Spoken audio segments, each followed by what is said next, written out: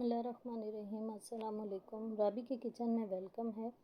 आज मैं बना रही हूँ बेसन की कड़ी, जिसके लिए मैंने लिए 2 कप बेसन और अच्छी तरह से बेसन को छान लिया है।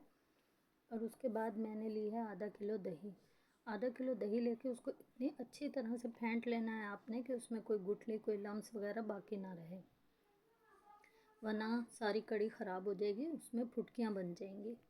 तो इसलिए आपने अच्छी तरह से उसको फेंट लेना है। आधा किलो दही है और आधा किलो ही इसमें दही का पानी मैं शामिल करूँगी, लेकिन पहले अच्छे से इसको फेंट लेना है और बेसन को छान लेना है। उसके बाद एक बड़ी सी प्याज को मैंने काट लिया है और एक बड़ा टमाटर है।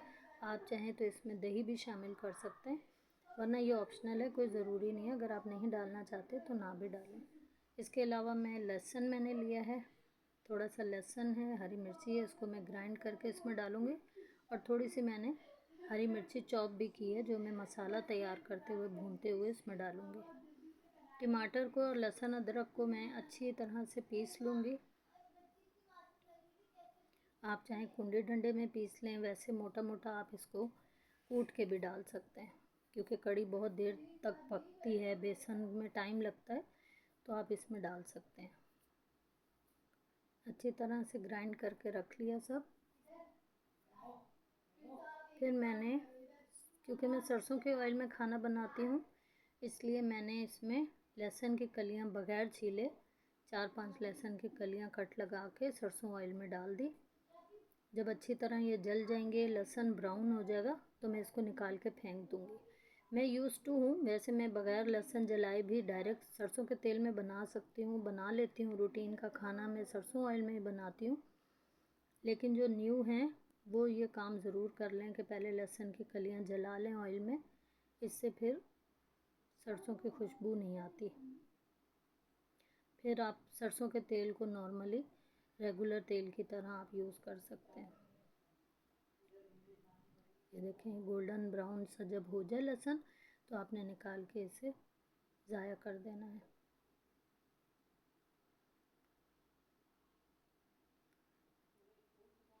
फिर उसके बाद एक बड़ी सी प्याज जो मैंने काट के रखी थी वो इसमें शामिल कर दिए।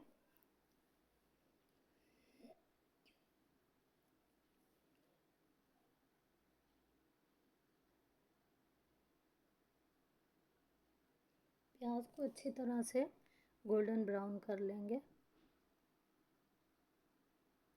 कड़ी में कुछ इतना अलग नहीं होता है। बहुत से लोग कहते हैं कि कड़ी में बहुत देर लगती है या कड़ी उनसे सही नहीं बनती, तो आप बेसन का उसमें इस्तेमाल बिल्कुल अगर बैलेंस रखेंगे तो आपकी कड़ी बहुत अच्छी बनकर तैयार होगी। और दही अगर आप 1-2 दिन का रखा हुआ दही इस्तेमाल करेंगे तो वो खट्टा हो जाएगा और उससे ज़्यादा अच्छा टेस्ट बनता है कड़ी का। फ्रेश दही क्योंकि मीठी होती है तो इतना टेस्ट भी नहीं आता, तो आप अगर 2 दिन 1 दिन रख के कड़ी बेसन इस्तेमाल करेंगे और दही का इस्तेमाल करेंगे तो अच्छी खट्टी और जायकेदार आपकी कड़ी बनकर तैयार होगी। कड़ी में अच्छा कलर लाने के लिए मैंने थोड़ी सी हल्दी दही में शामिल की थी। दही और बेसन का जो बैटर था उसमें थोड़ी सी मैंने हल्दी डाली थी। प्याज ब्राउन होने के बाद फिर मैंने लहसुन अदरक और टमाटर का पेस्ट बना के उसमें शामिल किया। उसके बाद नमक, लाल मिर्ची, पिसा हुआ ज़ीरा और कुटा पिसा धनिया, थोड़ा सा गरम मसाला, ये सारे मसाले शामिल करके अच्छी तरह से मसाले को भून लेना है। मसाला इतना भूनना है कि उसका कच्चापन दूर हो जाए। थोड़ा सा मैंने मसाला भूनते हुए सिरका भी इसमें शामिल कर दिया है, ऑयल थोड़ा ऊपर आ जाए और मसाला अच्छी तरह से भून जाए। ये देखें, मसाला बहुत अच्छा तैयार हुआ है, दानेदार तैयार हुआ है। क्योंकि जितना अच्छा आप मसाला भूनेंगे, आपका सालन, आपका जो बना रहे हैं कड़ी, वो उतनी ही अच्छी बनेगी। उसके बाद जो मैंने बेसन और दही का बैटर बना के रखा हुआ था वो मैंने इसमें डाल दिया। इसकी मेजरमेंट मैं आपको इस तरह बताऊंगी कि आधा किलो दही है, आधा किलो इसमें दही का पानी है, और ये नॉर्मल जग है मेरे पास रेगुलर यूज़ का, तो ये मैंने 2 जग भर के इसमें पानी के डालें। पानी बहुत ज़्यादा डलता है इसमें, खुला पानी आप डालेंगे ताकि पकने में टाइम लगता है। और जब तक ये थिक हो जाए, जब तक गाढ़ी ना हो जाए, आपने इसको छोड़ना नहीं है। अच्छी तरह से आपने इसको हिलाते रहना है। अगर आप इसको इस टाइम पर, इस पॉइंट पर अगर आप इसे हिलाना छोड़ देंगे तो इसमें गुठलियाँ बन जाएंगी और टोटल आपकी जो कढ़ी है वो ख़राब हो जाएगी। इसलिए आपने मुस्तकिल चम्मच चलाते रहना है इसमें। इस तरह जब उबाल आने शुरू हो जाए, ये देखें कढ़ी में अच्छे से उबाल आना शुरू हो गया।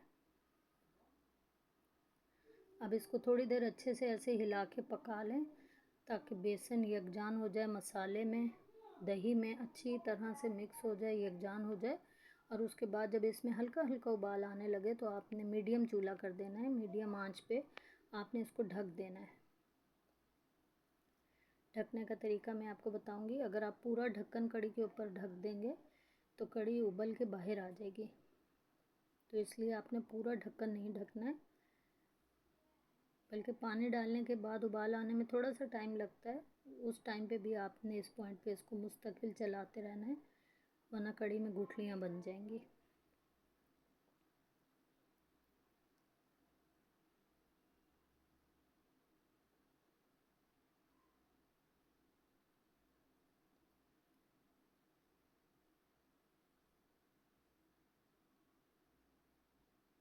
देखें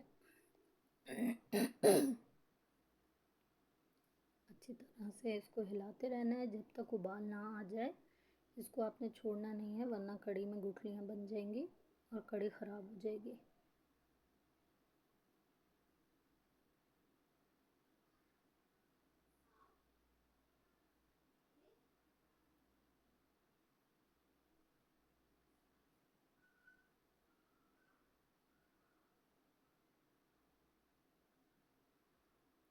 ये देखिए ऑयल अलग हो गया, थोड़ा सा इसमें ज़्यादा ऑयल डलता है